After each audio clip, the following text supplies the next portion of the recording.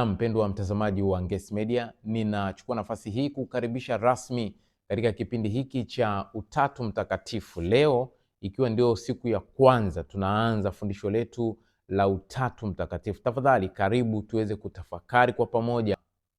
Na ikiwa una swali, ikiwa una hoja, una comment yoyote, usiache kuweka katika uwanja wa message hapo.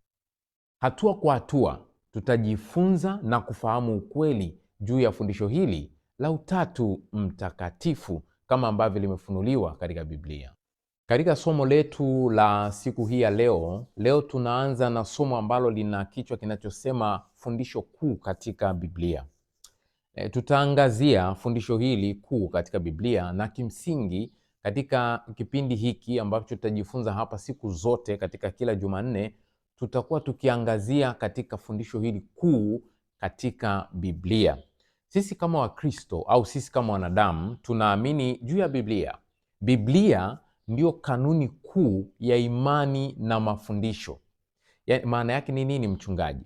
Biblia ndio chanzo cha imani. Biblia ndio chanzo cha mafundisho yote ambayo unaona sisi kama Wakristo, sisi kama wanadamu tunaamini. Hatuamini juu ya mapokeo ya wazee, hatuamini juu ya mababa ambao labda walitoa maneno yao ya busara.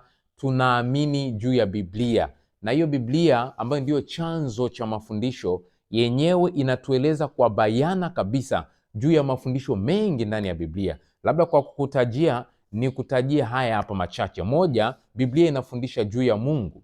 Biblia inafundisha juu ya mwanadamu, kwa maana ya mwanadamu ana mwanzo, kwa hiyo inaeleza juu ya fundisho la uumbaji. Biblia inafundisha juu ya habari ya wokovu.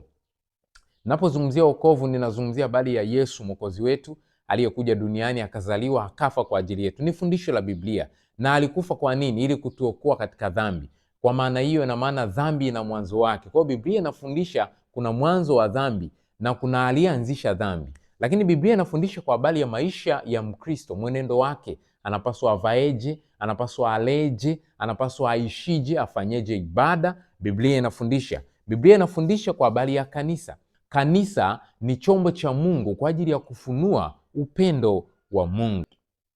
Lakini Biblia inafundisha ukweli juu ya uwepo wa kundi la watu ambao hawa wanaitwa remnant church, kanisa la Mungu la waliosalia wakati wa mwisho. Biblia inafundisha juu ya ukweli huo. Lakini Biblia pia inafundisha kwa habari ya mambo ya siku za mwisho. Ni mambo gani haya? Maandiko yanafunua kwa habari ya Yesu kurudi mara ya pili duniani. Biblia inafundisha habari ya ufufuo wakati atakaporudi mara ya pili. Biblia inafundisha habari ya patakatifu pa mbinguni. Haya mafundisho tutayajifunza hapa hapa. Endelea tu kufuatilia channel hii ya Ngesi Media, tutajifunza kwa kina. Kwa hiyo Biblia ina mafundisho mengi. Katika mafundisho hayo, fundisho lililo kuu ni fundisho kuhusu Mungu. Maana yake ni nini? Haya mafundisho mengine yote yanajengwa juu ya fundisho hili. Yaani hili ndio msingi na haya mengine yanajengwa juu yake, kwa maana kwamba Mungu ndiye chanzo cha mwanadamu.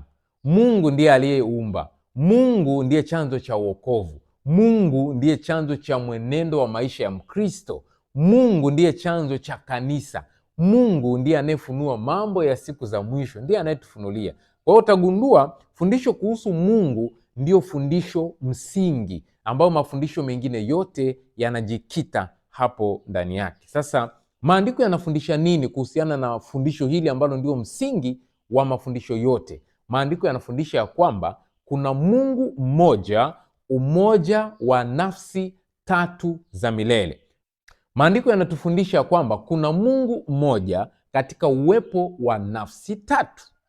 Sasa hili ndilo fundisho la Utatu Mtakatifu. Ukisikia fundisho la Utatu Mtakatifu, maana yake ni Mungu mmoja katika uwepo wa nafsi tatu. Maandiko yanaeleza hivi katika waraka wa kwanza wa Yohana sura ya 5 mstari wa 8, kwa maana wako watatu washuhudiao mbinguni, Baba, Neno na Roho Mtakatifu, na watatu hawa ni umoja. Kwa hiyo maandiko yanatuonyesha juu ya uwepo wa Baba, maandiko yanatuonyesha juu ya uwepo wa Mwana, maandiko yanatuonyesha juu ya uwepo wa Roho Mtakatifu.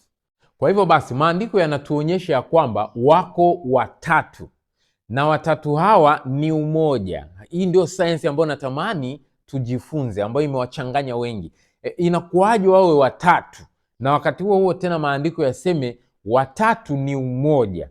Hilo ndilo ambalo sasa natamani tujifunze, fundisho linaloitwa umoja wa Mungu au Mungu mmoja. Ni kwa vipi tunaamini juu ya Mungu mmoja? Kwa sababu Wayahudi wanaamini juu ya Mungu mmoja, Waislamu wanaamini juu ya Mungu mmoja, Wakristo pia wanaamini juu ya Mungu mmoja. Sasa Wakristo wanaamini vipi kwa habari ya Mungu mmoja?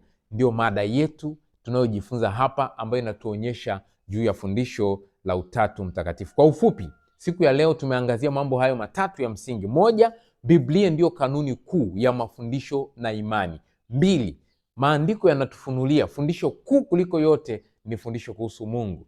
Tatu, maandiko yanatufunulia Mungu amejifunua katika Biblia katika uwepo wa nafsi tatu, kwa maana ya Baba, Mwana na Roho Mtakatifu. Na hiki ndicho ambacho tutajifunza kwa kina sana juu ya uwepo wa Mungu mmoja katika nafsi tatu. Mimi naitwa Mchungaji Godliven Maximilian Guest. Tafadhali, kama ndio mara ya kwanza unaingia hapa katika channel hii, usiache kusubscribe, bonyeza alama ya kengele ili uwe wa kwanza kupata notification kipindi tunapoweka video zetu mpya. Mungu akubariki, endelea kuwa pamoja nasi.